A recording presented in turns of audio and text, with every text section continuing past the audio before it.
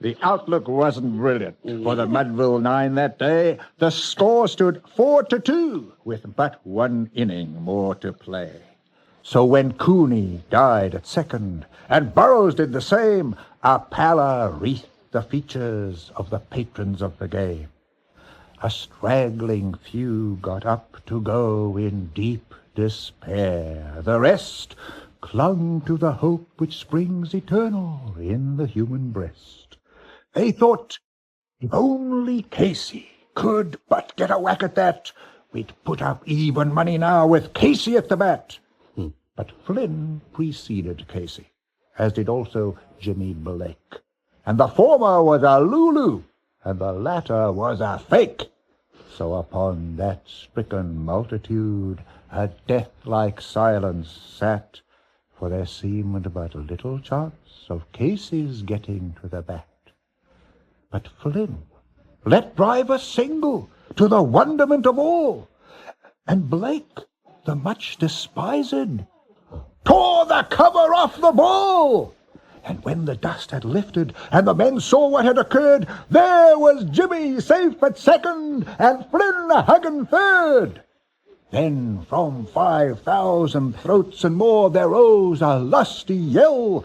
It rumbled in the mountain tops, it rattled in the dell, it knocked upon the hillside and recoiled upon the flat.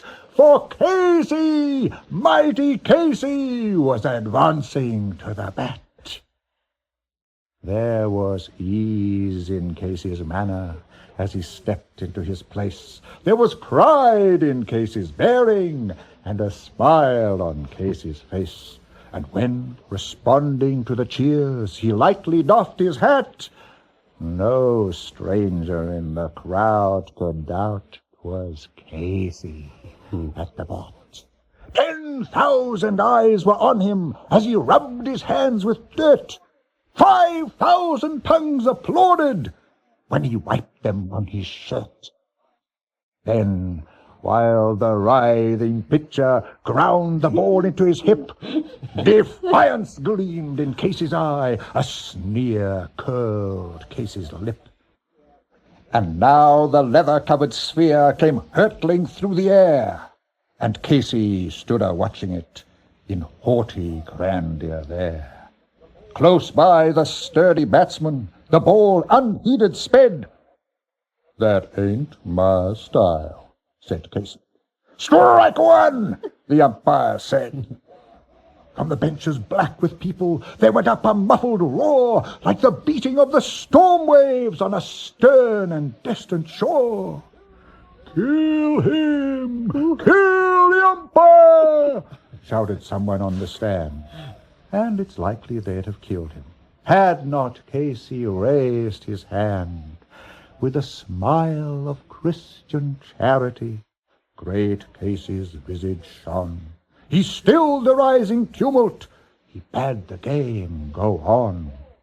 He signaled to the pitcher, and once more the spheroid flew. But Casey still ignored it, and the umpire said, "Strike two!" "Fraud!" cried the maddened thousands, and the echo answered, "Fraud."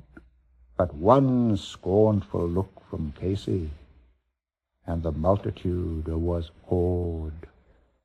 They saw his face grow stern and cold, they saw his muscles strain, and they knew that Casey wouldn't let that ball go by again.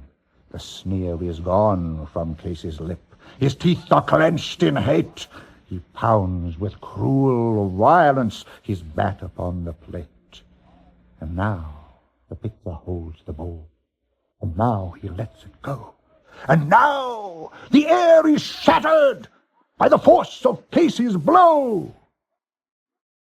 Oh, somewhere in this favored land, the sun is shining bright, the band is playing, and a light, and somewhere men are laughing, and somewhere children shout, but there is no joy in Mudville, mighty Casey hath